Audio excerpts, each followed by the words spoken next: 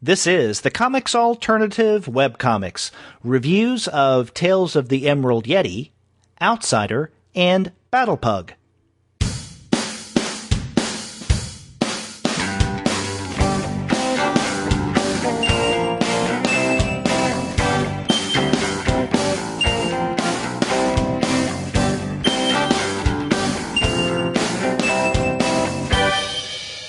Hello and welcome to another episode of the Comics Alternative Webcomics. I'm Derek. And I'm Sean, and you're listening to two guys with advanced degrees talking about webcomics. That's right. And for the month of July, Sean and I are going to be talking about three really interesting titles. We're going to begin with Tales of the Emerald Yeti by Kenn, Minter and Clarence Pruitt. After that, we're going to discuss Outsider by Jim Francis, and then we're going to wrap up with a recently completed webcomic, Battlepug by Mike Norton.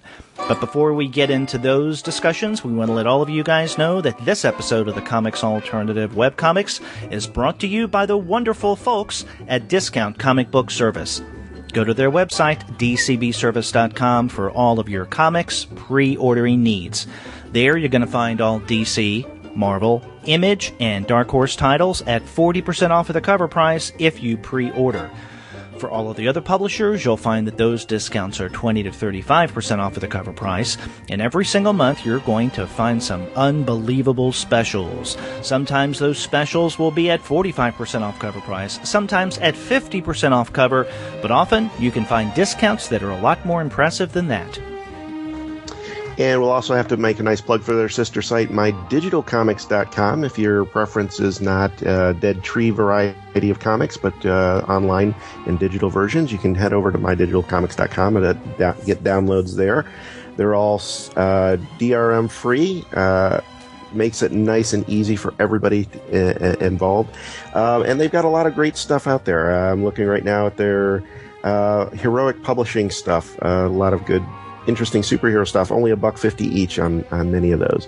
And keep in mind, too, that any purchases you make at mydigitalcomics.com earns you 5% off your DCBS purchases as well. So you get a double bonus almost. Exactly, and it's great when those things work together. So whether you like your comics in digital format or in dead tree format, as Sean said, you can't go wrong by checking out Discount Comic Book Service and their sister company, My Digital Comics.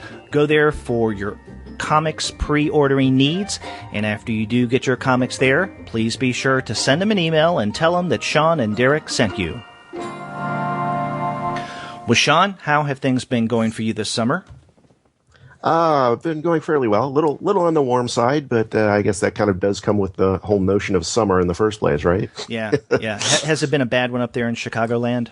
Honestly, no, not really. It's just one of those that you get like 2 or 3 days where it's just in the upper 80s or lower 90s, and you're like, okay, I'm done with this, and then it'll cool down for a little while, and you're good.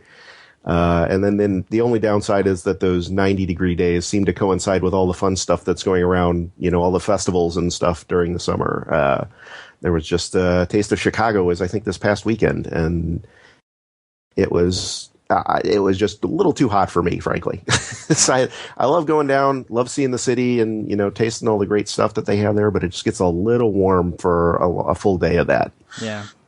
How about you? Well, you can imagine how hot the Dallas area gets. Oh, sure. So yeah, that goes without saying this time of year. Yeah, I almost hesitate mentioning it because I'm like, it's a complaint from here, but 90 is probably like a low for you guys, right? Yeah, sometimes. You just learn to stay inside and to deal with it as best you can. Let's hear it for air conditioning, right? Yes, that's right. But on the non-weather side of the news, especially when we are looking at webcomics, there's a couple things that I would like to share with listeners. By all means.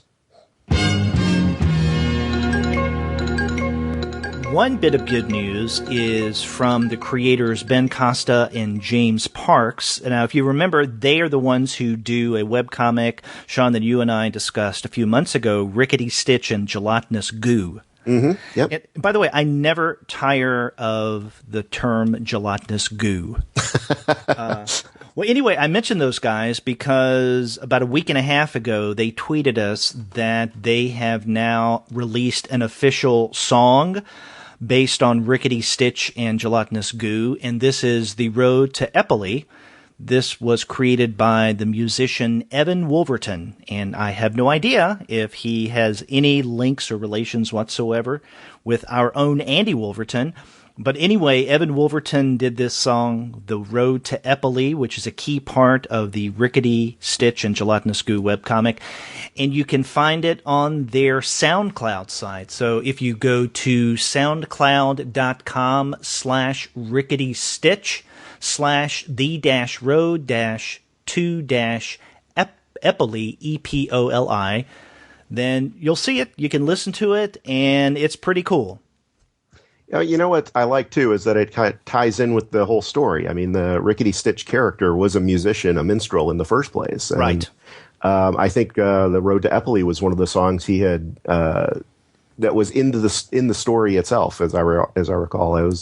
It'd be interesting to hear that there's actual music to go along with these lyrics that they had put down. Yeah, well, you can definitely go to the SoundCloud site and listen to it, or if you wait till the very end of this episode, you can hear it as well, because we're going to use that as our closing music. Excellent. Yeah. So we want to thank Ben and James for alerting us to this and allowing us to use that tune at the end of the July webcomic show. Another bit of news that we should mention is, this is rather timely because just last month, you and I were discussing the webcomic, The Creepy Case Files of Margot Malou. This is by Drew Wing. And about maybe a week after, if that, we recorded and put up that episode, I got in the mail the first volume of The Creepy Case Files of Margot Malou, which is going to be coming out in September from First Second. And I didn't know at the time, I don't know if you did, Sean, but when we recorded last month, I did not know that Margot Malou was going to be picked up by First Second.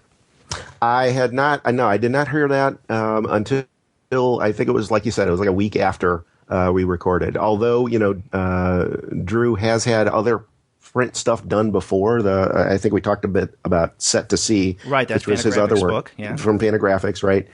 So I'm not at all surprised. Pleasantly so. Yeah, and it looks like, because again, I got my copy in the mail. It's coming out in September, but I got an early review copy. And those first two cases, or the first two chapters, those are what make up this first volume of the Creepy Case Files of Margot Malou. I think that's, and as I recall, what we both ended up saying was that it was a great book. It was a great series in the first place, and a lot of fun. And I can't imagine anybody going wrong with getting a print edition of that. Oh, definitely. And it's, First Second is the perfect publisher for it. And in fact, you can find this first volume solicited in the July previews catalog. Excellent. I highly recommend that for everybody who's listening. And you didn't see the webcomic, now's your chance to pick up the print version. That's right. You know what?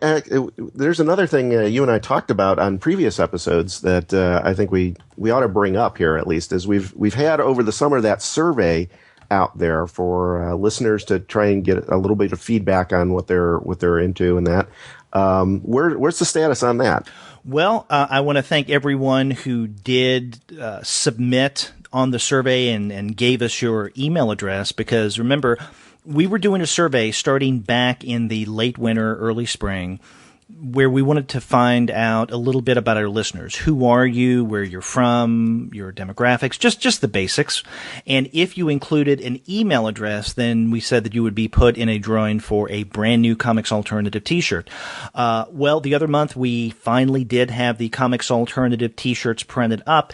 And what Andy Kunka and I had intended to do is, in one of our recordings from the floor at HeroesCon, actually draw one of those names, because we had over 30-some people gave us their email addresses. In other words, over 30 people were entered into the drawing, and we were going to pull the name there at the con.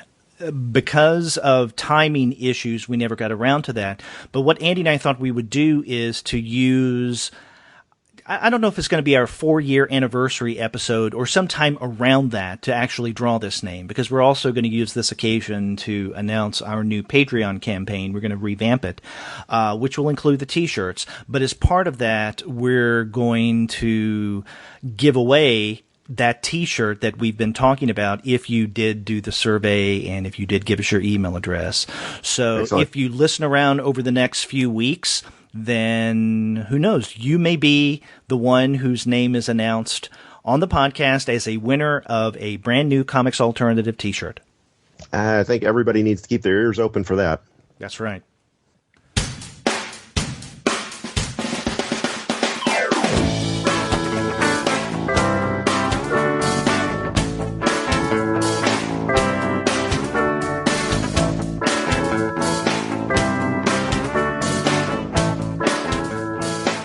Well, Sean, let's get into a discussion of this month's webcomics, and you and I decided that we would start of the two current ongoing webcomics with Kenn Minter and Clarence Pruitt's The Tales of the Emerald Yeti. Yeah. We'll start off with a web address here, I think, so we don't forget it somewhere along the ways. It's actually part of the Near Mint Press collection of stuff. Kenn Minter has a series of different comics that he's worked on. He kind of combines them all under that one kind of broad title. So you can find it at notfromherecomic.blogspot.com. And from there, you look at, he posts all his updates to his various comics and whatnot there. And Tales of the Emerald Yeti, he's got a special subsection for that. Easiest to go to the main website, click the Tales of the Emerald Yeti link, and get all the comics there. You know, I'm glad that you started off by mentioning the URL for a couple of reasons. One, I think it's good just to get that out there at the very beginning, and sometimes we forget to say that when we first begin discussing a webcomic. But the other reason is, I guess, unique to this webcomic, and that is the fact that it's on Blogspot. To my memory, this is the only webcomic that we have discussed that is housed on Blogger or Blogspot, correct? As far as I can recall. And there's a reason why I'm mentioning this. Yeah, no, I know where, I think I know where you're going with this. But yeah, as far as I can recall, this is the first time we've done this. Yeah. And the reason I'm mentioning this is that, how do I want to put this? And this has nothing to do with the story content at all. But at times, reading this webcomic is a bit of a, and I'm going to use this word, challenge. It's definitely different from what we're used to now in terms of tapping through or clicking through to read webcomics. This, you read it, you consume it in an entirely different way. And I'm guessing that this is a function of the fact that it's on Blogspot. Yeah, I think that's... I understand the interest on that. I mean, obviously, Blogspot is this free hosting utility, right? So you're able to post these things, still own them as a creative person.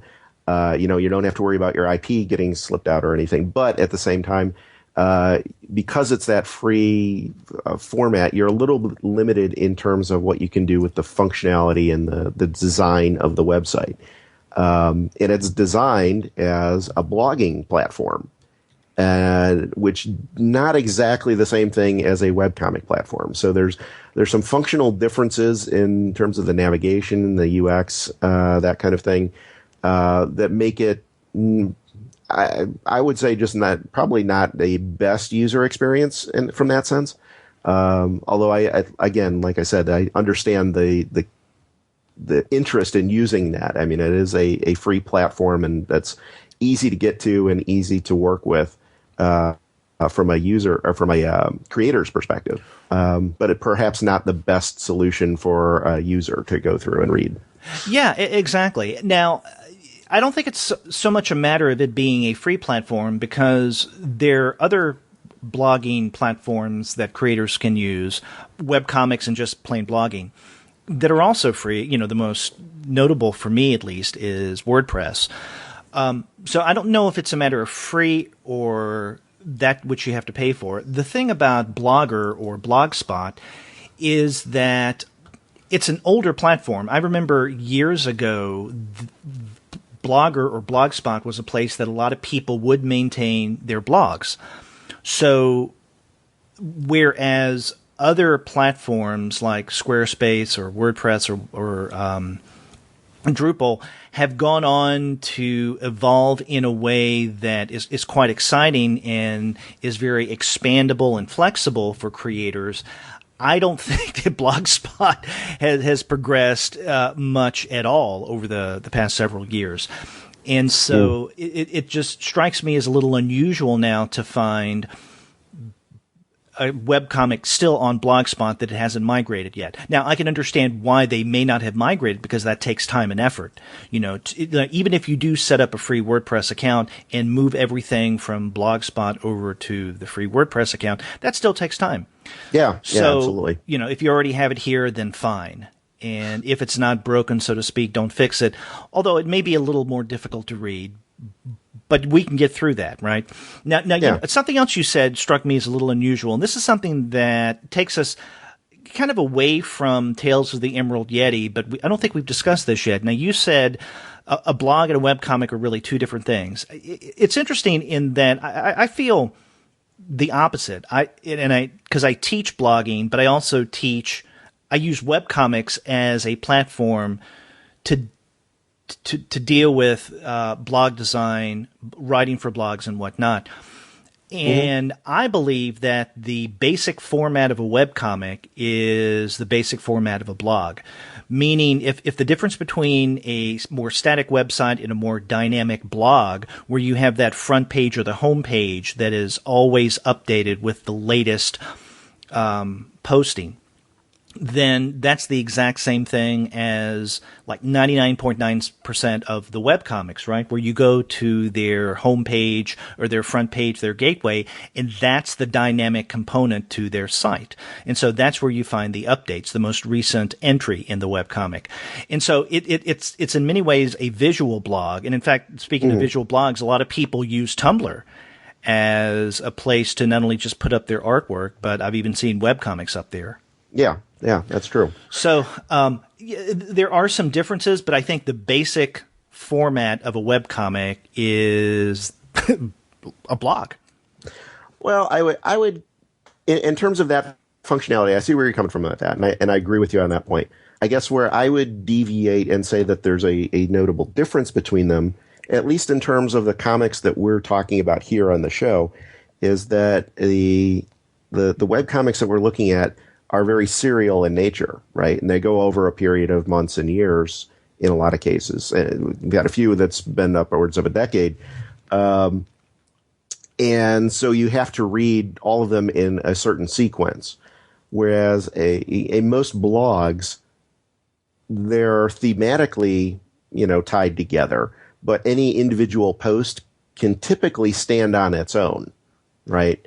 So if you had a webcomic that was more of a gag-a-day type of strip, which there are many of those out there, certainly, I think I can see more of a similarity between them and blogs, right? You can pick up and read any given instance of, say, XKCD, and it can stand on its own, irrespective of any other of the strips that are out there. Same with a lot of blog posts. In the case of like something like Tales from the Emerald Yeti, if you pick up at any random spot in the story, you're not necessarily going to be able to follow along because you don't know what's come before.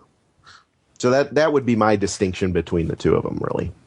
Yeah, and that's a good point. And it's interesting in that you are making that distinction in terms of content, that there has to be with webcomics a certain order that you engage with the actual postings itself, whereas with a regular blog, for the most part, they could easily stand on their own. Right. I was looking at it primarily from the design perspective, in that the design is set up basically the same. So yeah. No, I appreciate that. No. Yeah. There's definitely some similarities there, but I think with regard to the content, I think there's some marked differences.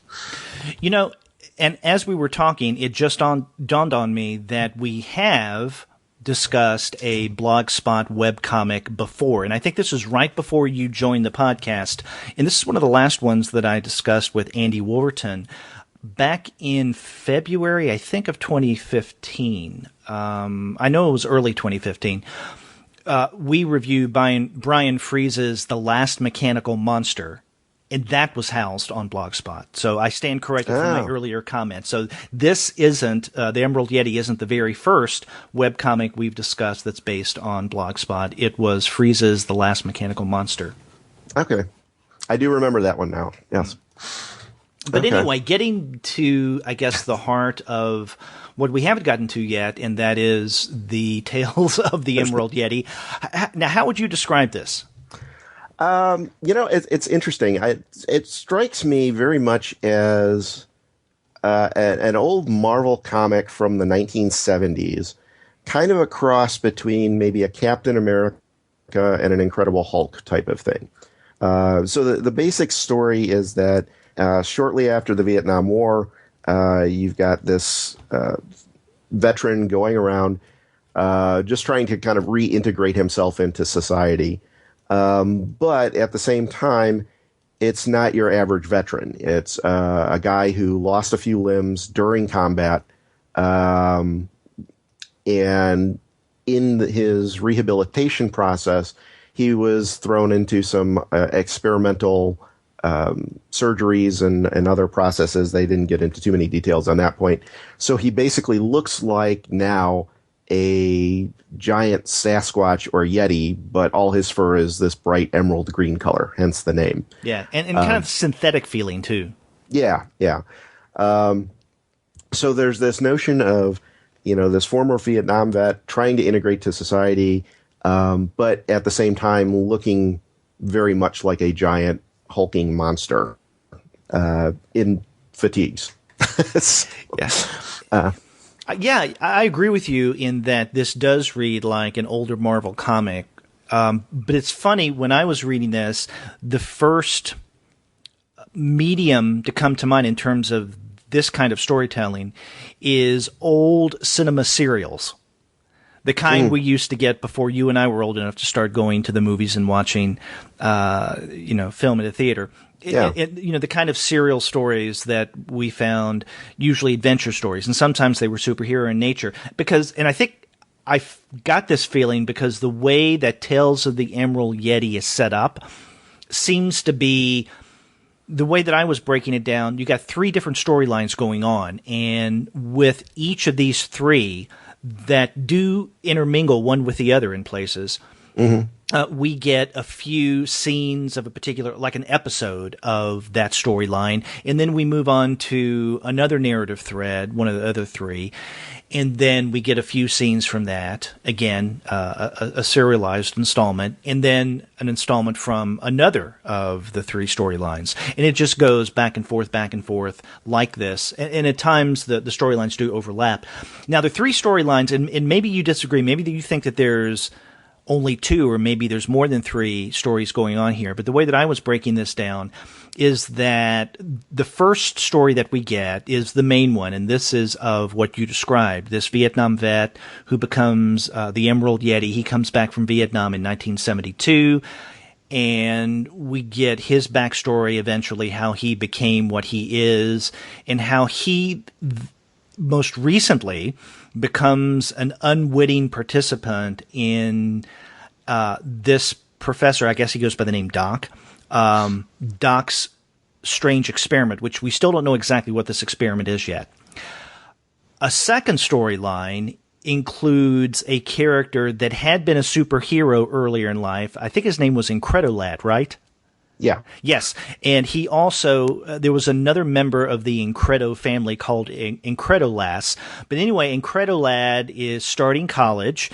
I think he spent the first year or 2 in a community college. Now he transitioned into a university, and he's enthusiastic about being a student now.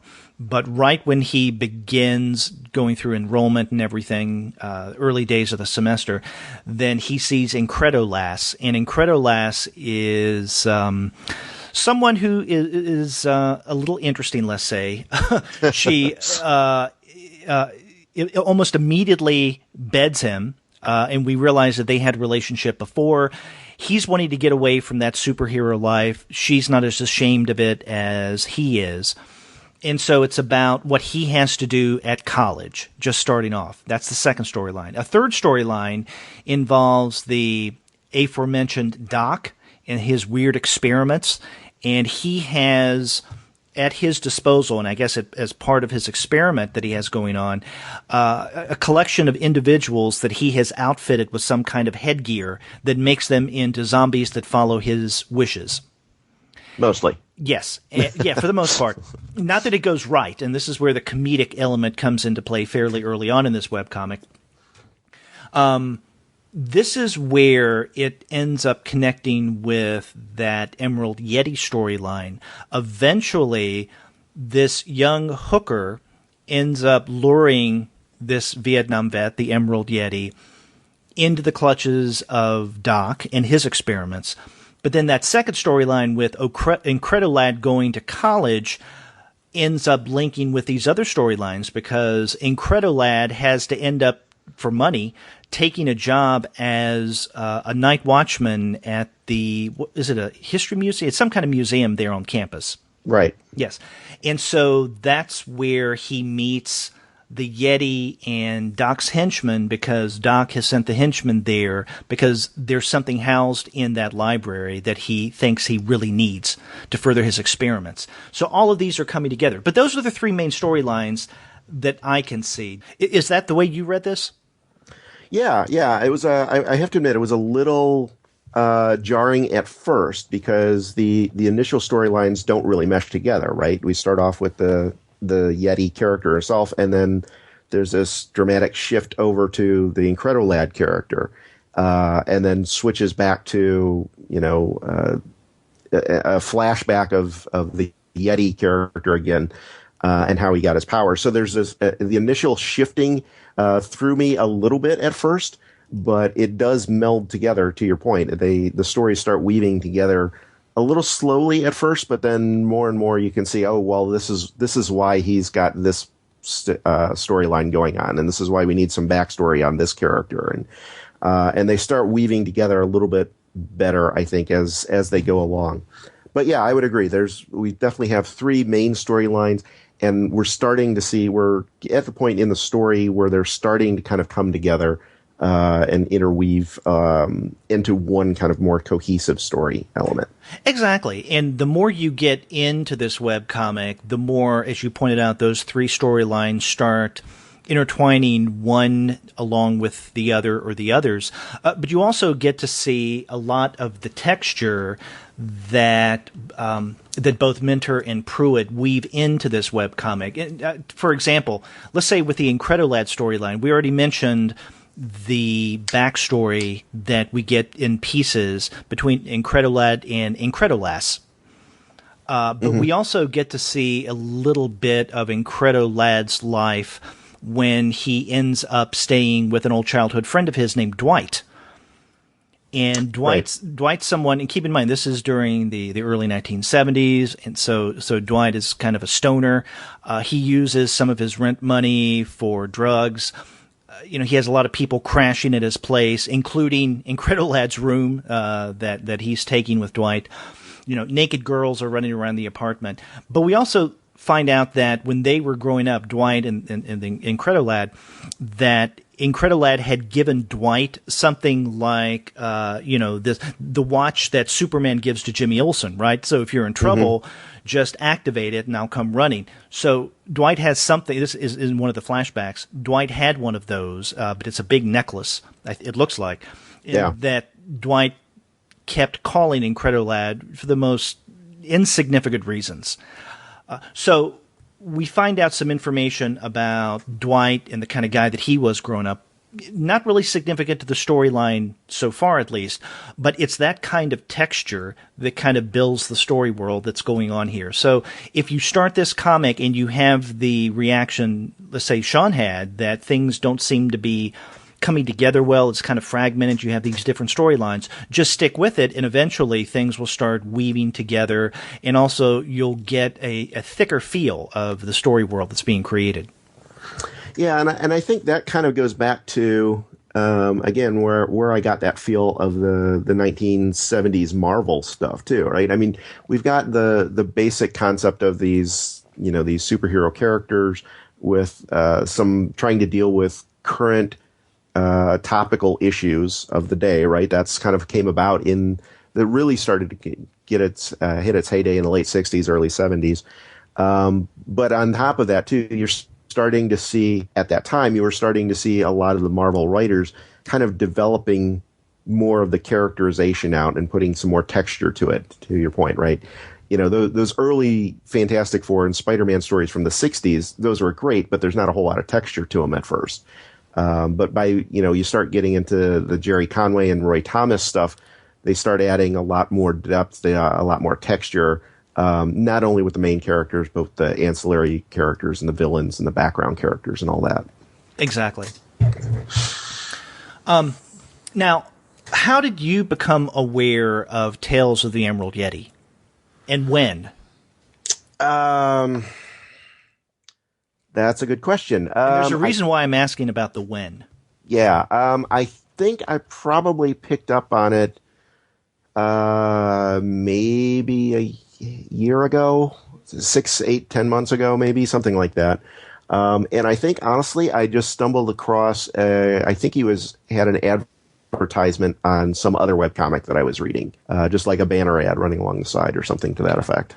Well, the reason I'm asking about when is that I'm not sure how long this webcomic's been around for, because unlike most webcomics where you can have a general sense, if not an exact idea of when that first installment went up and when the most recent one went up, you don't have that with Tales of the Emerald Yeti.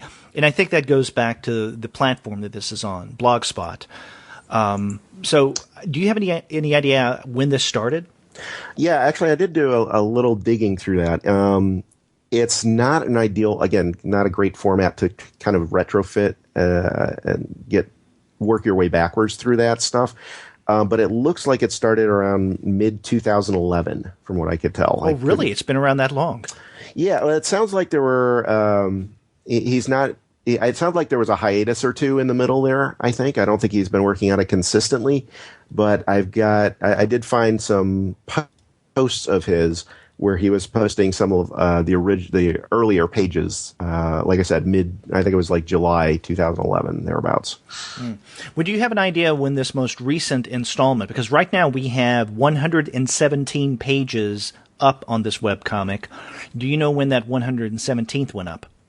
I don't think I have a date for that, but I do see he was making updates here as recently as June. So, okay. So this started. When did you say in 2011? I want to say like mid 2011, June or July, thereabouts. Okay. So it's been around for a while, and it's updated every now and again, maybe a couple of hiatuses, but it definitely is well worth checking out. Yeah, I think it was very interesting, especially if, like I said, you're into that kind of 70s Marvel superhero vibe. Yeah. And again, coming back to a point that we addressed at the outset, how you could read this, it being on the Blogspot site. I think that this is easier to consume on a desktop than it is a mobile device like a tablet or an iPhone. Actually, and I went pretty smoothly on my laptop. Actually, doubles as a tablet. It has one of those screens that folds back. Oh, cool! And it worked pretty well on that when I went to a vertical format. Yeah, because it's got it has like that kind of traditional page layout, so it fits on the screen reasonably well. And what I did actually, I might point this out as made it a little easier for me to navigate through. If you go through and click on at least in Google Chrome, which is the browser I typically use, if you clicked on the Tales of the Emerald Yeti link in the upper navigation, you get a list of here's all of the various pages. And clicking the first one opens it up in kind of a modal window. So you still see the page in the background, the web page in the background. Right. But then the art is enlarged and superimposed on top of that, sort of the individual page. And I could just click on that art and go to the next page. Yes. And just kind of scroll through like that. And on using my laptop as kind of a tablet, it was fairly easy, honestly, for me to go through. and just kind of click through and read it that way.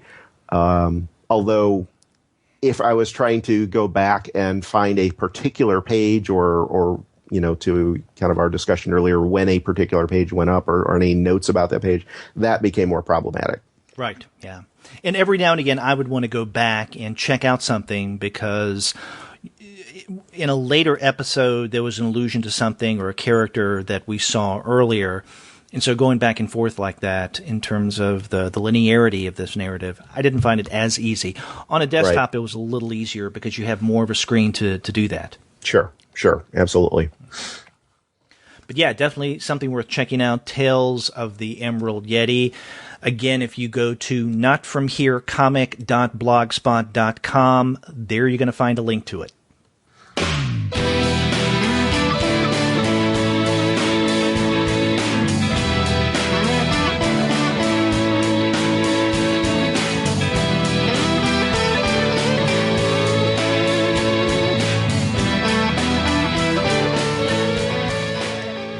So you want to move on to the other current ongoing webcomic we're going to discuss for this month.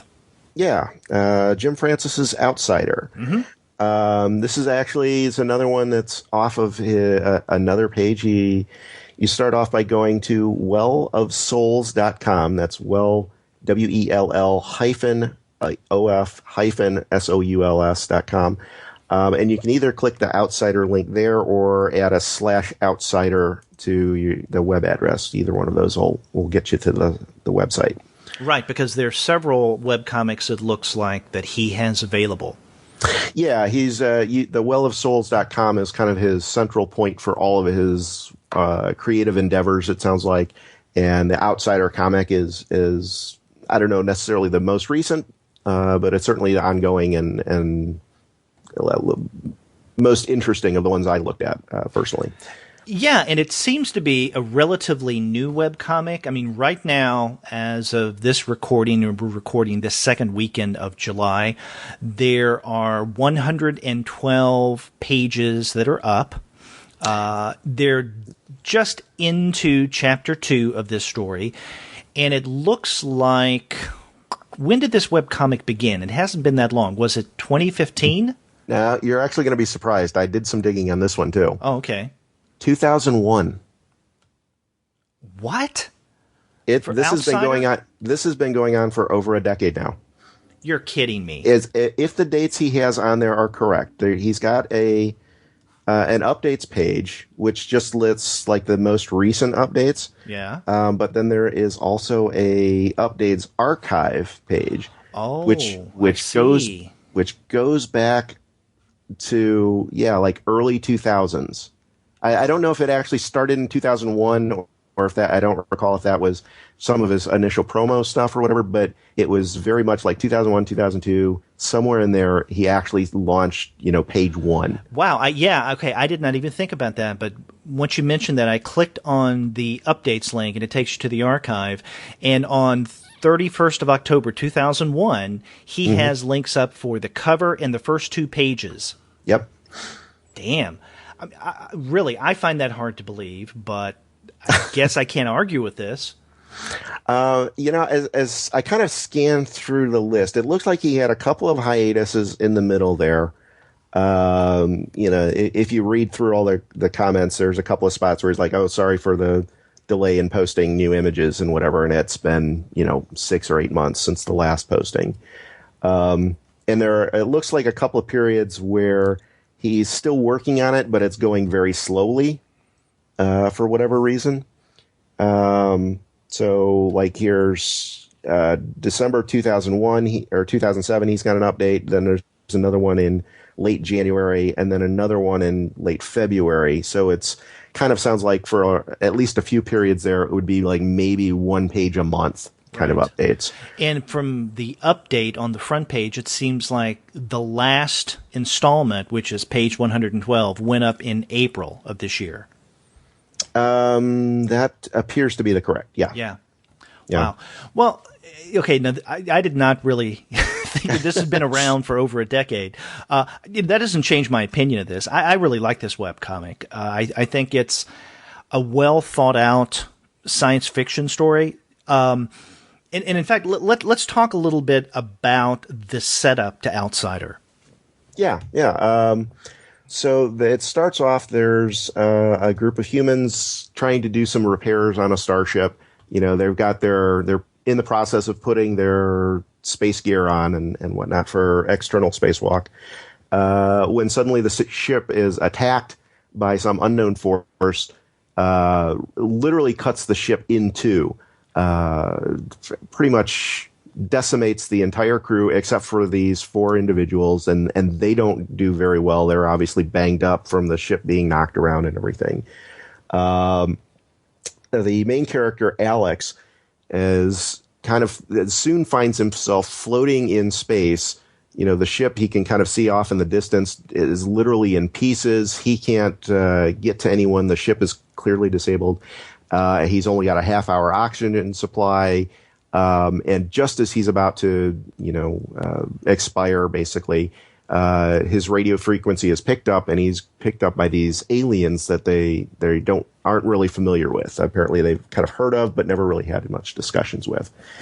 And then what we have is a lot of time spent with him kind of getting acclimated with this alien culture on this starship. There's a kind of a merchant's trade language, it sounds like, that both groups are at least moderately familiar with. Yeah, so kind of a common language for different alien cultures and languages to communicate. Right. So they're able to go back and forth. This is really the first time that either group has spent much time with the other. So there's a lot of education and talking back and forth about the societal norms, the technology that's available, the biology of the different creatures, and just kind of, even though that this other group of aliens, what is it called, the Lori or Loro, something like that, even though they look basically human, there's still a lot of differences between the two groups as they're trying to kind of get those things together. And what's interesting then too is that as we're learning all this stuff, we find out that these aliens that Alex is picked up by are at war with the same aliens that decimated his ship. Or he thinks. Or we're led to believe that, yeah. at least. In fact, one of the things I absolutely love about this webcomic is we're basically focalizing everything through the protagonist, Alex Jardin. Mm-hmm. He is the main character here, and he is a narrator. Now, there are places in this webcomic where he is the actual first-person narrator, but even when his narration isn't evident, and I think that's most of the time, we nonetheless use him as a focalizing agent. In other words, all the information that we find out is through him, right? So if there's something that goes on outside of his awareness, we're not, as readers, we're not aware of that. And the reason why I think that that's so significant is he's just learning, as you point out, this alien race, right? The Loroi. And I don't know how you pronounce the name either. It's Loroi. So Leroy, I guess, or Lois, if they're French. But the Leroy, he's just learning about them, and he's going on what they tell him happened or what they think happened. Now, then the question becomes, does Alex trust the Leroy when they tell him the things that they do? I don't think that that's been well established yet, that they're trustworthy, although he seems to tentatively trust them.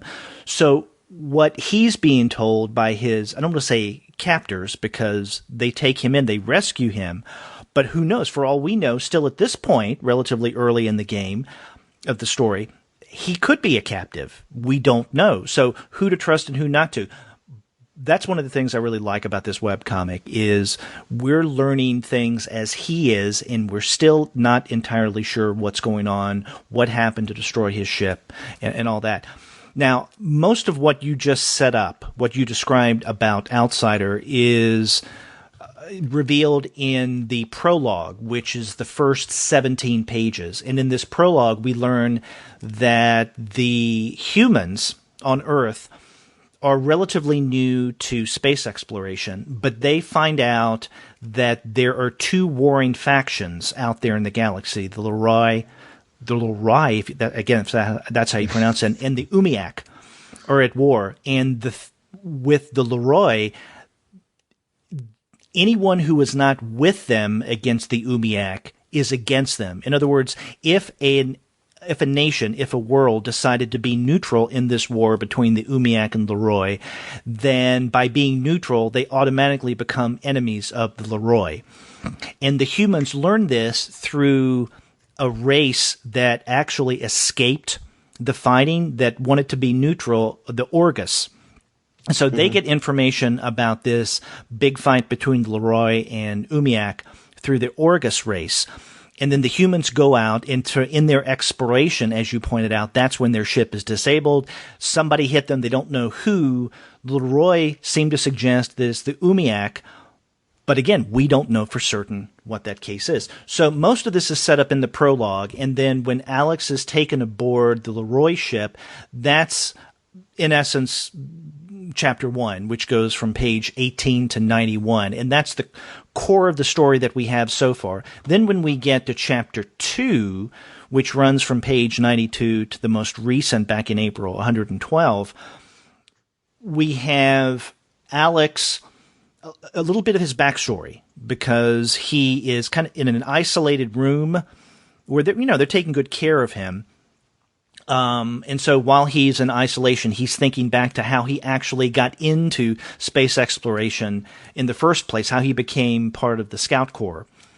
And that's where we get some of his backstory. And then we learn that in chapter 2, Alex is going to be taken to another place, a place called Sarin, which is a sector capital, in order to learn more and for them to learn more from him. And so that's where things have ended back in April. So, I mean, we're still fairly early in this story. Yeah. And what's interesting is, there's a lot of things interesting here, but one of them which you kind of touched on is with using Alex as the narrator and as the kind of the surrogate for the reader, I think works particularly well in this type of story just generally, right?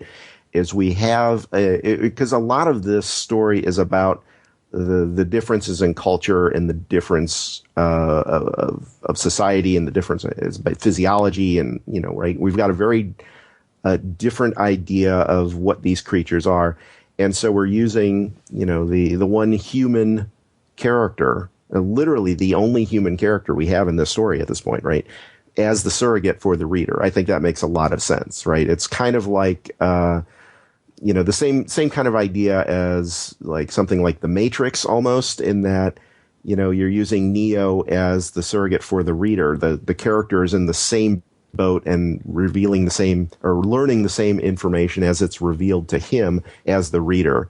And I think that makes for a very compelling storyline, particularly when you have a lot of interesting things going on.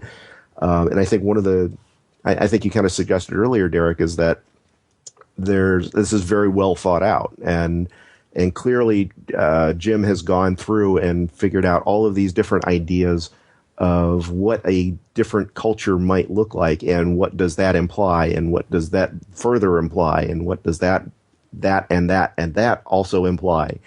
So it's not just there's a lot of good space operas out there where they throw out aliens and then they do some kind of very human type things that you don't even think about. But, if you really had a prime example, Star Wars, Greedo comes down in the first Star Wars movie, Greedo comes down to kill Han Solo, and he's got a blaster pistol that looks exactly the same as everybody else's blaster pistol. But the fingers on Greedo don't really conform to that same kind of human physiology. So wouldn't they have come up with some kind of gun that worked a little bit differently or looked a little bit different than humans? That was kind of an oversight on Lucas's part, and it's stupid, and it's way the hell too geeky for anybody to really care about. But where I'm going with that is, Jim here has thought of a lot of that. If this type of society exists where, for example, the ratio of male to female is 8 to 1, or I'm sorry, 1 to 8.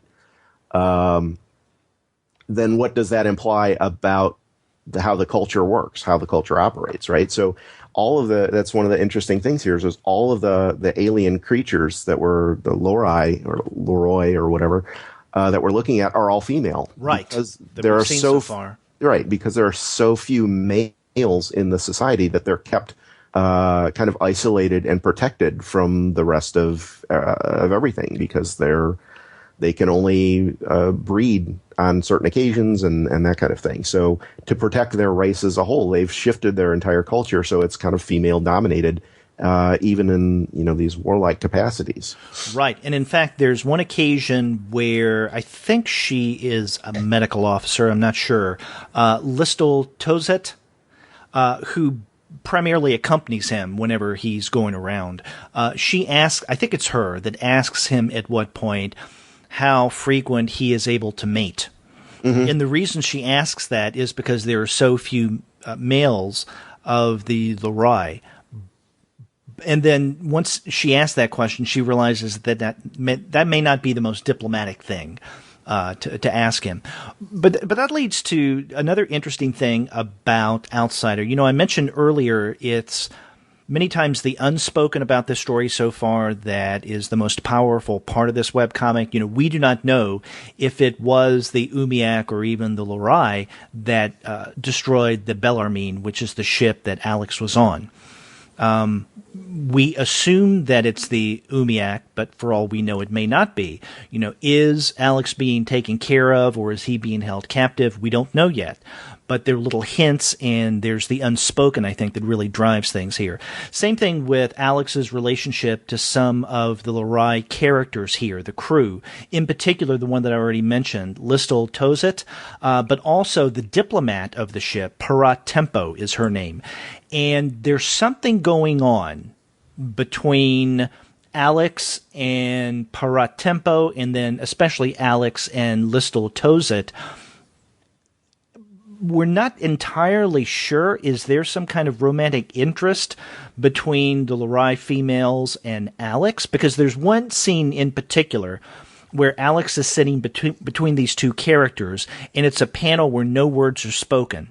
And both of these female characters, or the Loroi females, are looking at Alex, the human, in such a way to suggest there may be something going on there, but we don't know yet. Mm-hmm. Yeah, and there's also another point.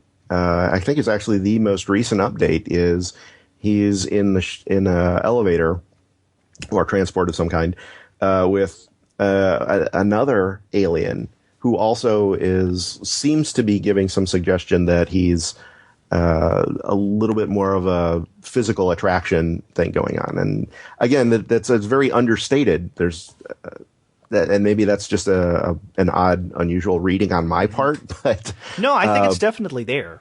But yeah, that there's a lot of that kind of subtlety throughout the entire story. I think there's a lot of that, which is interesting to me in that there are a lot of pieces. Jim does a very good job, I think, of manipulating and understanding when something needs to be said and when something does not need to be said. Because there's a lot of passages that are very text heavy and very verbose as the character one of the characters is trying to explain, well, human physiology is like this, but Leroy's physiology is like that, or whatever, right? And there's a lot of kind of the technical info dumps, for the benefit of the reader. But at the same time, there are a lot of these silent passages or nearly silent passages that rely entirely on the art to convey whatever part of the story is going on. And I think Jim does a very good balancing act delicately with where and when he needs to say something and where and when he needs the art, just let the art tell a story. Mm-hmm.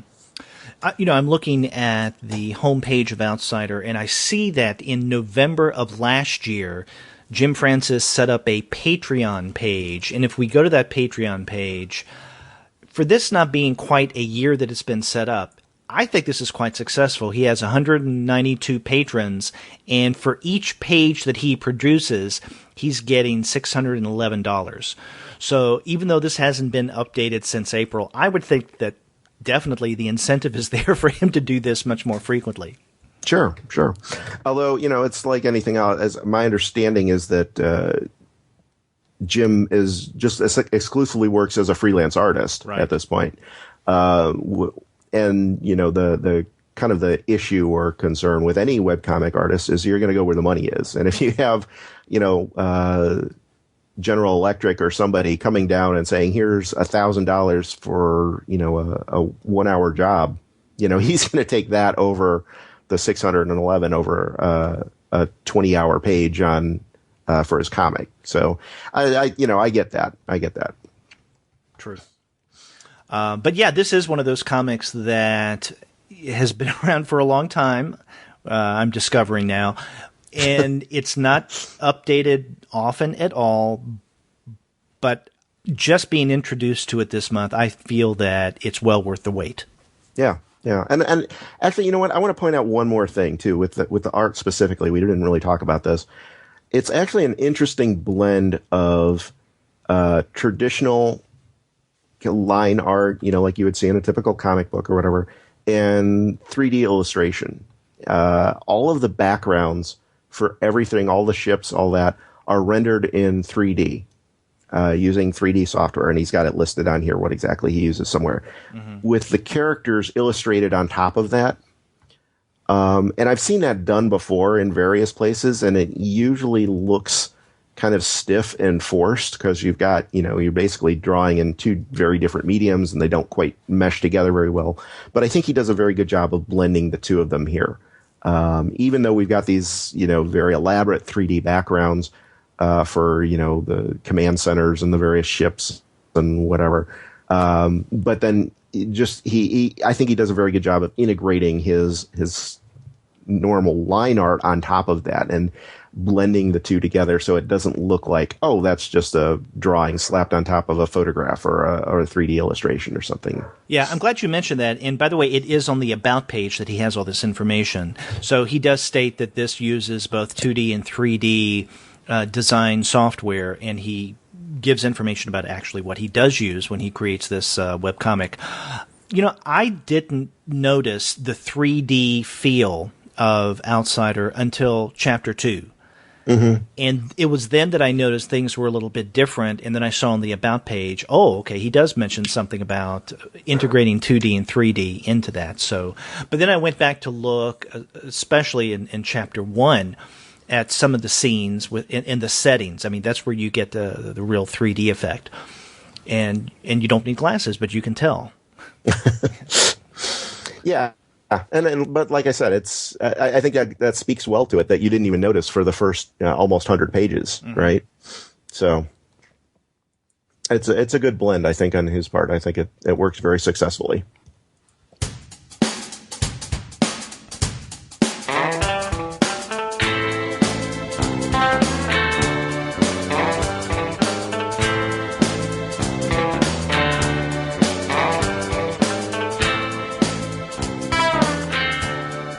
Well, Sean, let's get to the final webcomic that we're going to be looking at for this month, and this is the already completed webcomic. This is Mike Norton's Battlepug, and in fact, this has wrapped up not even a month ago. The last page that went up on Battlepug was June 17th, 2016. And it's been this one's been running for a few years. I think we were about 5 years or thereabouts. February 2011 is when it started. All right. And you can find this easily enough at battlepug1word.com. I almost forgot that. Oh, always a key point that we need to make sure we're talking about here. Now let me ask you: how long have you known about Battlepug? Well, I've certainly known about Battlepug for several years. It's up for a Harvey right now. It's won a Harvey in the past. It's won an Eisner in the past. It's hard, I think, to not know of its existence. But frankly, I never got around to actually reading it until we started preparing for this show. Yeah, this is one that I've known about, I guess, Maybe about 4 years ago, because I first learned about it when it was nominated for a 2012 Eisner Award for Best Digital Comic. Mm-hmm. Although we should point out, as we have on the show before, that a webcomic and a digital comic are not necessarily the same thing. But that's the category that this won for back in 2012. So not only was it nominated, but it actually won. That's where I first heard about it and started to become interested in it. And this is one of those webcomics that I guess fairly early on started to be published in hard copy form, where Norton would put out through Dark Horse, I guess about each year, a volume, a hard copy volume of Battlepug. And that fifth one should be coming out later this year. It's not out yet. I think it was just solicited about a month or two ago.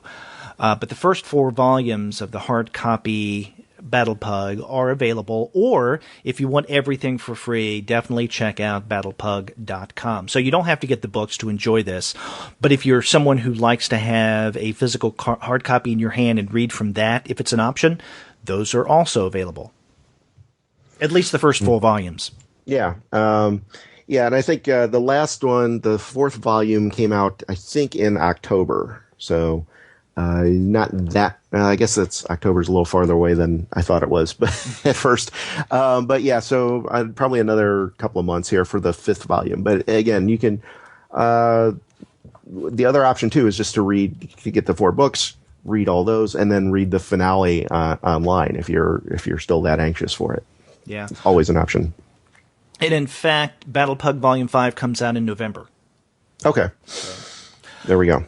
Yeah, and this is a really interesting webcomic. If you're someone who likes the sword and sorcery kind of adventure narrative, then this is definitely for you. If you're someone who also likes your sword and sorcery fantasy narrative to have a bit of parodic or satirical edge to it, such as in Cerebus, then this is definitely the webcomic for you. Very much that. Yes. And basically, in a nutshell, Battlepug is the story of someone telling a story. Because we start off with, I guess, the 3 main characters initially in that outer narrative level. And this is a naked, tattooed woman, although we never get to see the naughty bits of her nakedness, because she's all the time, I guess, most times laying on a bed. So her breasts are covered, and her name is Moll. And in the room with her are 2 dogs. There's a pug called Mingo, and then, what is it, a French, what kind of dog is Colfax? I have no idea what kind of dog Colfax is. They mentioned that at one point, and I can't remember. It's a French something. But anyway, it's Moll, the woman, the tattooed woman, talking and telling the story of Battlepug to Mingo and Colfax, 2 talking dogs. Now, we don't know where they are. We don't know who they are. For instance, who is Moll? Why is she tattooed the way she is? Where is this room? Why is she with these 2 dogs? Why is she naked? We don't know any of this. But Battlepug begins with this setup, right? This narrative frame. So Moll tells Mingo and Colfax a story about Battlepug. And Battlepug, the story that they tell, is about this unnamed warrior. I don't think we're never given the warrior's name, are we? No. Okay. No. But he is part of the race Kinmundi. And they look to be very much, at least when he's young, it's like an Inuit culture, right? They're in an icy area like you would see up in Alaska or around the North Pole area. And it's about this young warrior. When he was a kid, he didn't like fighting, but he liked reading or playing with what was it? Playing with toys? Yeah. Yes. And so he was not part of the warrior class. He eventually became a warrior through various means, primarily his culture, his people being utterly destroyed. And as he finds out, being destroyed by someone who goes by the name of Catwolf, who's the big meanie in this storyline, the main big bad. So as this warrior is in search of Catwolf to take revenge on the destruction of his family and his culture, then he meets a series of other characters who become a part of his party. Well, first and foremost, there is the titular Battlepug, which is an actual pug, but it's really big. Really, really, really big. Yes, and so the warrior ends up riding him into battle, thus the name, Battlepug. Also, fairly early on, the warrior makes the acquaintance of a guy who seems to be a crazy old man who goes by the name of Scrabbly. And he's given the name Scrabbly because as he's talking, every now and again, he'll interject the words Scrabbly and Scribbly into a speech, just indiscriminately. Mm-hmm. And so he comes across as a little crazy, although as we learn toward the end of this webcomic, there's much more to Scrabbly than initially meets the eye. Other characters that the warrior takes on as part of his team, especially in the second volume, there is a young mage who goes by the name, female mage, Bryony. And the thing that makes Bryony stand out, she's a mage who works with the vegetable world, so as long as she's around plants, she's in complete control because she can command the plants. But what distinguishes her is her foul language. Constantly cussing. Frequently censored. Yeah, and it is always censored. I mean, sometimes you can make out what those words may be, but Mike Norton puts, black marks across all the profanity, although more times than not we can make out what that is. Yeah. So that's what really makes her stand out, or one of the things that makes her stand out. Now, her adopted mother is another character that becomes a part of this crew. Her name is Black Sasha, and she's called Black Sasha not because she's a black, you wouldn't really call it in this world African American, because African and American have no meaning in this fantasy world, but she's a black-skinned character, a darker-skinned character. But that's not why she's called Black Sasha, although that's used as the basis of an early joke in this story. But because she ends up destroying a particular town, and some people know her as Black Sasha because of that.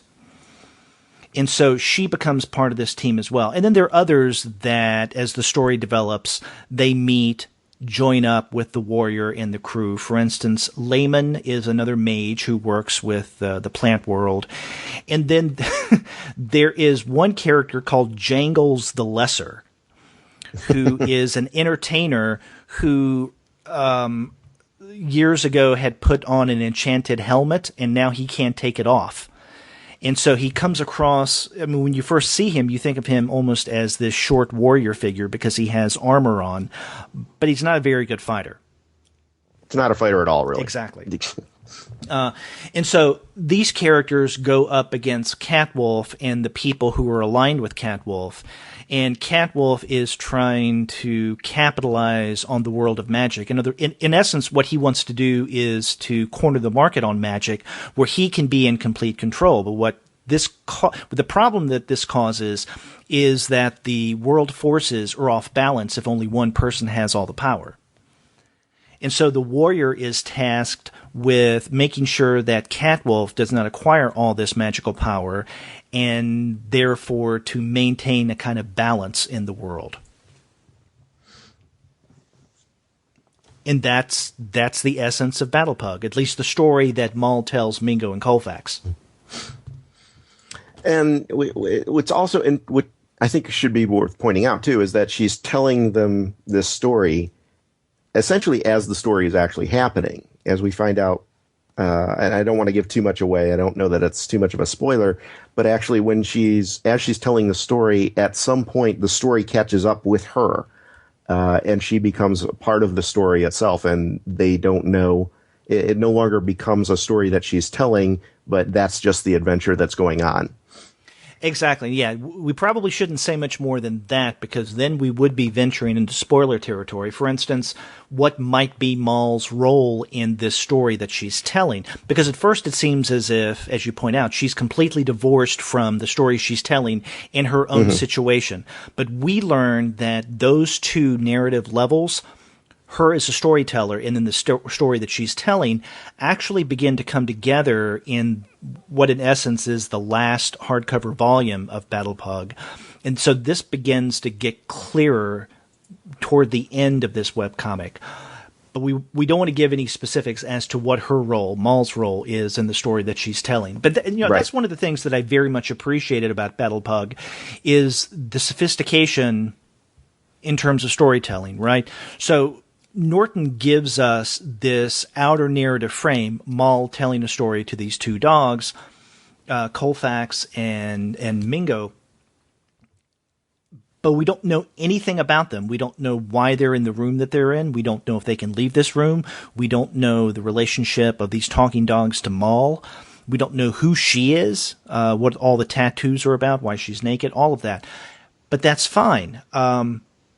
Norton takes his time, appropriately enough, and teases out this information, saving much of it for the very end of this webcomic. Mm-hmm, mm-hmm. And this is when the two story levels, Maul a storyteller and Maul being a part of the story, this is when they start to come together. Yeah.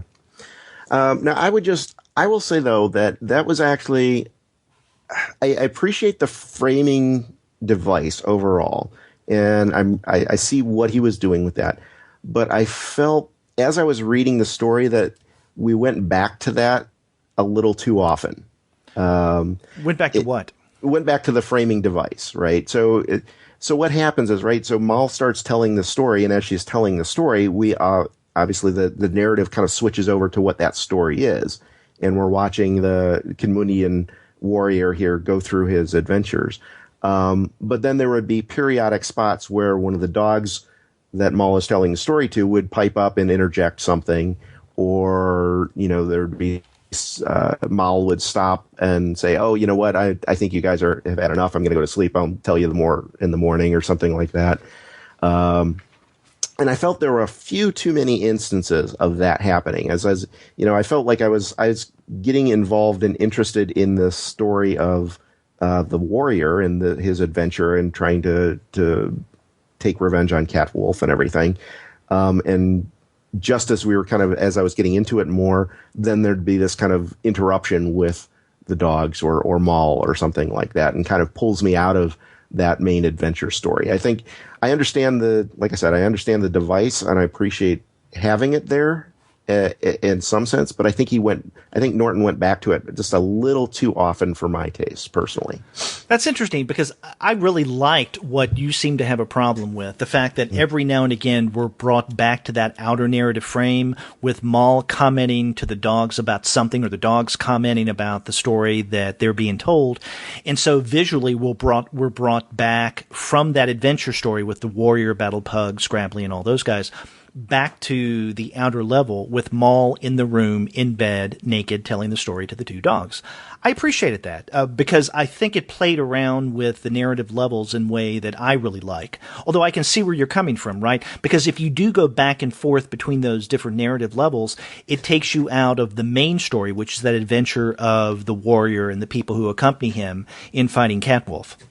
Yeah, and like I said, I don't mind that it's there. I think that we just went back to it a little too often is all. And maybe there were instances that there were a lot of instances that I think that make sense, because I've seen. I mean, it's not a unique device. Other people have done this before, right? But I think where it works best is when you actually when you have more of a dramatic story point in the secondary narrative. That then you can have one of the other characters say, "Oh my gosh, what's going to happen next?" and kind of act as a surrogate for the reader. And I think those kind of elements work a little bit better, because it ends up putting in more of a cliffhanger element and pulls out the dramatic tension a little bit more in whatever that adventure story is. But I felt there were a few too many instances here where that wasn't happening. It was just, okay, and they were traveling along, and instead of talking about them traveling or showing an adventure while they were traveling, then we cut over to one of the dogs going, "Oh God, this is boring, I'm going to go to sleep," or something to that effect. And like I said, I don't mind that it was there. I just think it went to that well a little too often. See, I like that. I like the fact that it did that, and it reminded me of the film Princess Bride. Mm-hmm. Where Peter Falk speaks with who plays the role of his grandkid? What's his name? Savage? Kevin Savage. Yeah, Kevin Savage. Is that it? Kevin? I thought is it Fred? Fred Savage? Who Fred played in Savage, the Wonder yes. Years, yeah. Yeah. That back and forth between grandfather and grandson, as the grandfather's telling a reluctant grandson the story that he ends up getting involved in. So it's a very similar kind of dynamic.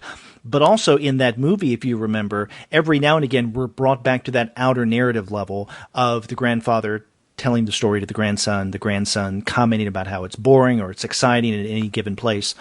Now, the difference between these two narratives is that in The Princess Bride, the story that's being told by the grandfather, played by Peter Falk, never does connect up with the story that he's telling, right? So this, Right. The story of the storytelling never connects up with the story that the storyteller is telling, which does happen in Battlepug.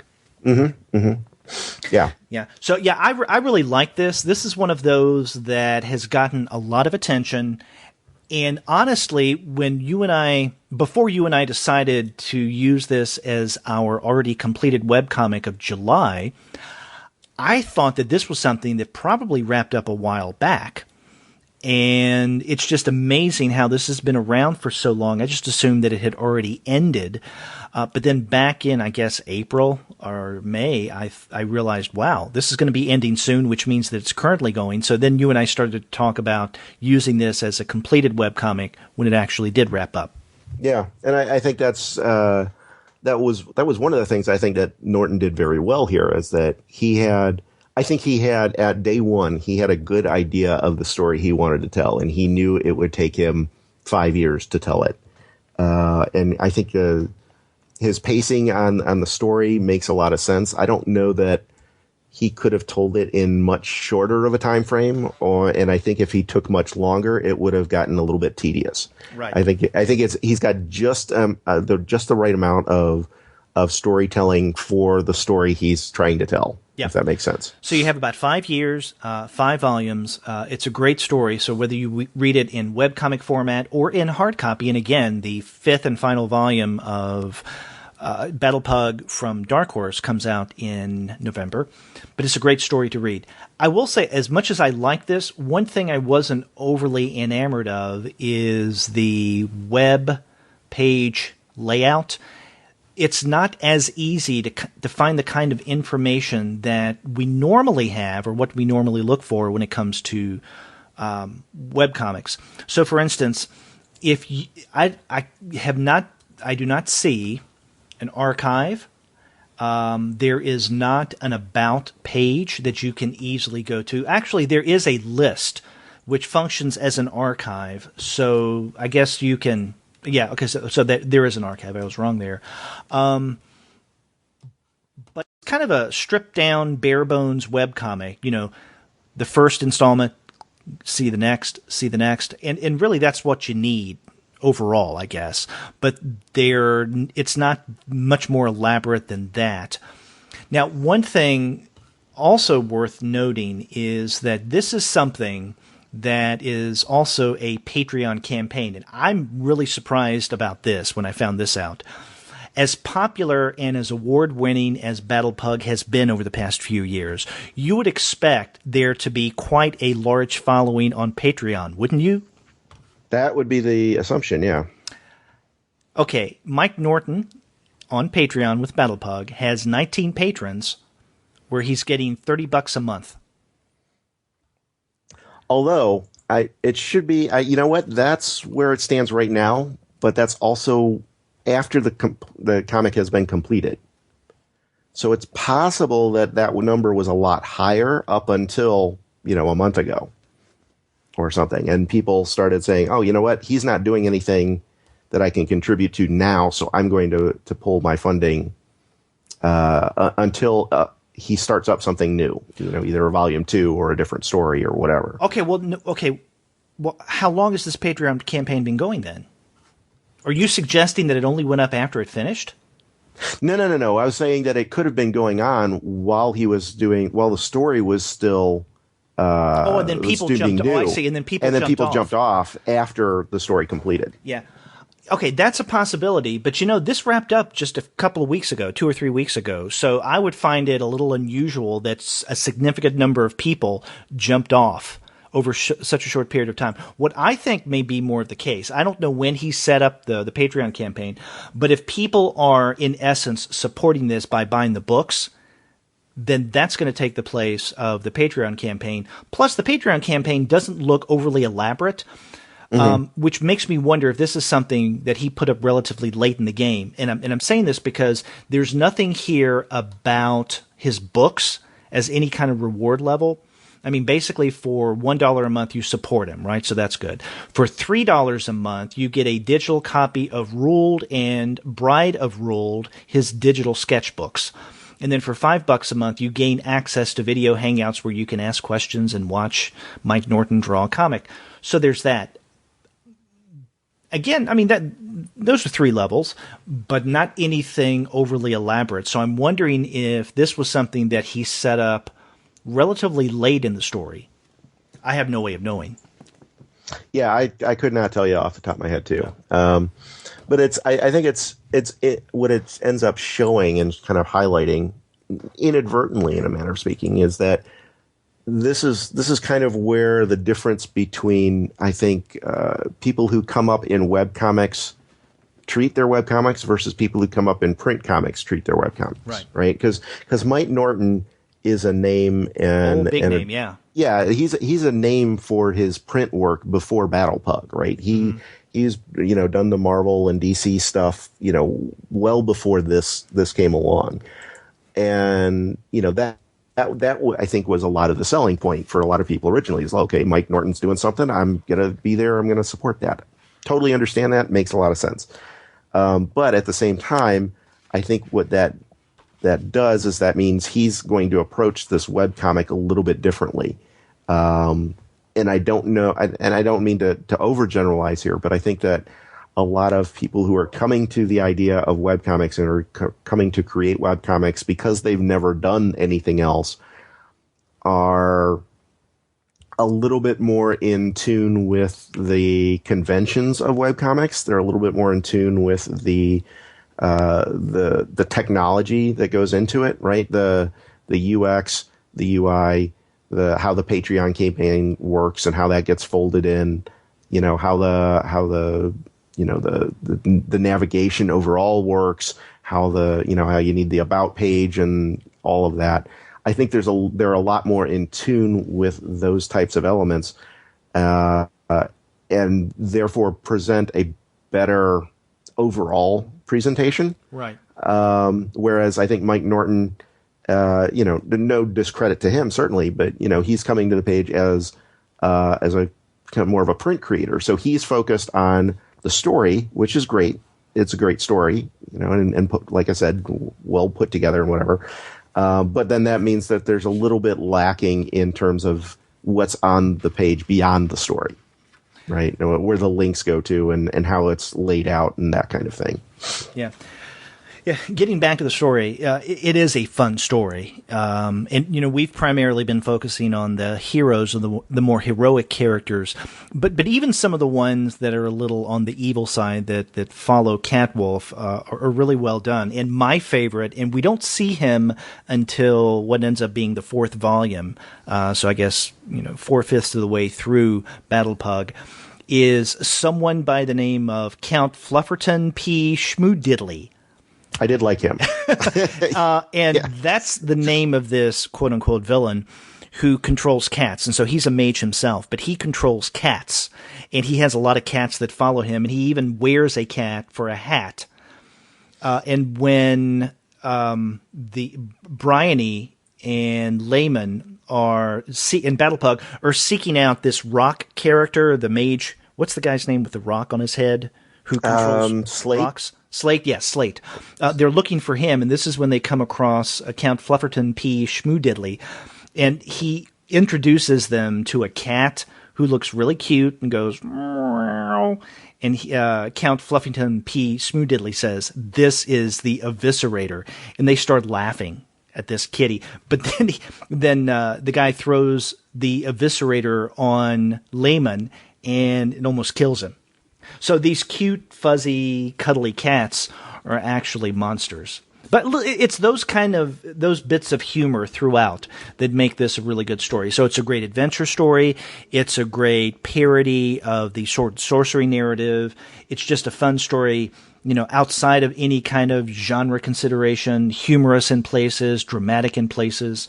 Mm-hmm. It really is good. And we should mention that even though Mike Norton is the writer and artist on this, this is also partially owned and colored by Alan Pasalqua, and also Crick Crank is the letterer. And they do a really good job. This is wonderfully illustrated, beautiful art, beautifully colored and lettered. Yeah, and like I was saying too, great storytelling overall. The pacing on everything works very well. The individual, panel to panel moments, very well handled. It's just a very, very good craftsmanship overall, I would say. Yep. So definitely check out Battlepug, and you can find that at battlepug.com.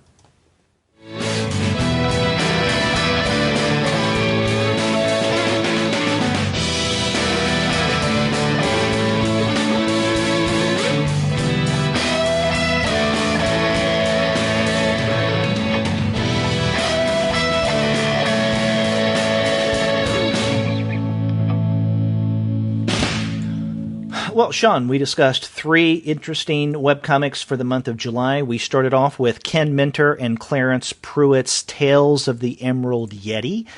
After that, we looked at a sci-fi narrative, Outsider, by Jim Francis.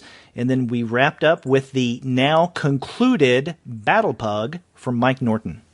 It's very good stuff as always. A lot of different stuff this week, or this month. But I think that keeps things interesting. Exactly. Also, we want to recommend a couple things that we mentioned at the top of the show. The Creepy Case Files of Margot Malou will be coming out this fall from First Second, so definitely check out that first volume. And also, if you go to Rickety Stitch and Gelatinous Goo's SoundCloud page, you can find the first music generated, The Road to Eppley. So you will hear that as the outro music of this episode. And if you want to find great digital comics, even though they're technically not webcomics, then you would do well to visit the website of our sponsor, and that is mydigitalcomic.com, which is the sister company of Discount Comic Book Service, which is dcbservice.com. And after you do check out their comics there, digital and hard copy, get in touch with us and let us know what you think about our discussion of this month's webcomics. If you go to the website, comicsalternative.com, you'll find that you can leave us a voice message through SpeakPipe, which is really easy to use. Or you can call us the old-fashioned way by picking up the phone and calling 415-3-COMICS. That's 415-326-6427. Email is also a great way to get in touch with us, especially if you're recommending a webcomic that you would like us to take a look at. You can provide a link right to it in the email. Is always great. You can get in touch with us both at TwoGuys, TWOGUIS, at comicsalternative.com, or you can ping me directly at Sean at comicsalternative.com. And I'm Derek at comicsalternative.com. You can also find us on social media all over the place, like Twitter, Facebook, Tumblr, Instagram, Google+, Goodreads, Pinterest, and YouTube. You can subscribe to the podcast through iTunes. You can stream us on Stitcher. You can find us on TuneIn. You can now listen to us on Spotify, and if you're an Android user, on Google Play Music. But as always, you can find every single one of our episodes, as well as the reviews and the comics-related commentary that we post on our blog by going to our website, comicsalternative.com. Nice handy hub for all your Comics Alternative needs. That's right. And we will be back next month with some more really fun webcomics. Until then, I'm Derek. And I'm Sean, and we'll see you next month.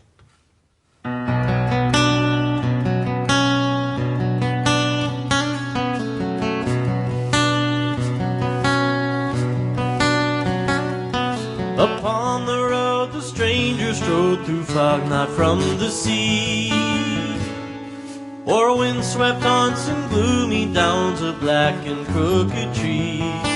staving fright, the stranger sang aloud despite the dark, as wordless will-o-wisps encanted wild upon his heart.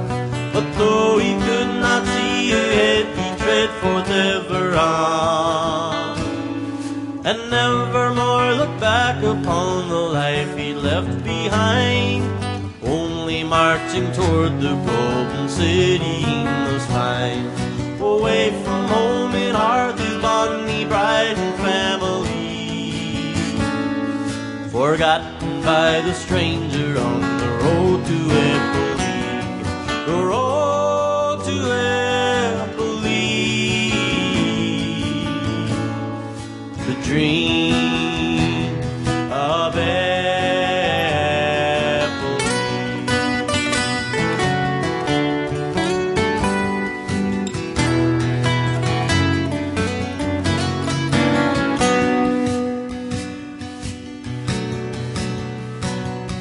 At last the stranger wandered west past Brilliantly and then, upon which grew the oaken vales and ashwood shady glen. But where now was the warming hearth, the golden gilded flame? And where now were the singing saints of yesteryear's refrain? The grey moon cast no light ahead as dusk entombed his heart. He stumbled through the darkened crypts of doubt and deep despair, and fell beneath the icy rifts of hope that rot him there. Alone and cold, his burdens dampened all that he might see. Perhaps he was not meant to find the road to Eppley, the road to Eppley,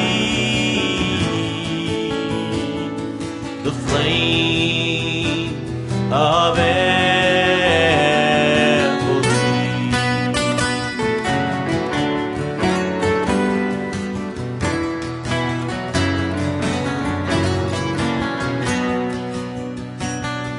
Oh, sorry-hearted traveler, just lay your head to rest. The evergreen is fading and the starlight wanes away. Like old stone set in sinking sand, so weary are you both. Look to the morning light on high, look through the shrouded sky. Oh, may starlight guide you home tonight, oh starlight guide you home. Though long and far you roam upon the road to Eppley.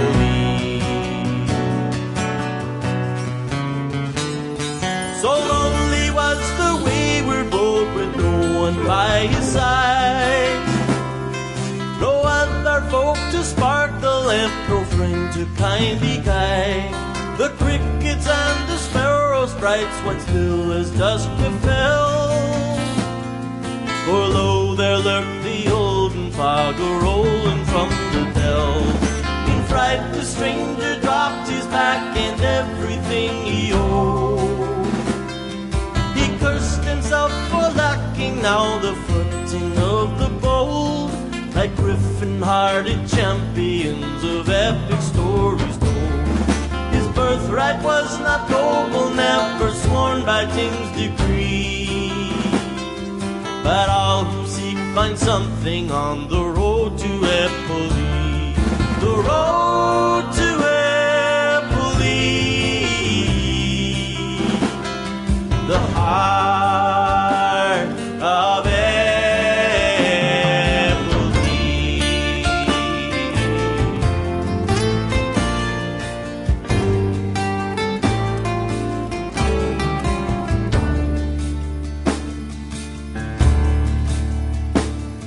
The stranger looked unto the seas beyond the veil of night, upon which sailed a fleet of ships aglow with twinkling light. Ahoy, they sang, our silver ships draw near the gilded peaks. Below the bluffs and by the deep, the golden city sleeps. Then swirling mists obscure obscured the ships and drowned the sailor's song. The fog wove round the snarling crags and slithered up the sand. Like fingers on a ghostly hand, it clawed onto the land. Yet far above the shadowed shore, a mighty mountain gleamed, a crown atop the sea along the road to Eppley. The road to Eppley, the light of Eppley.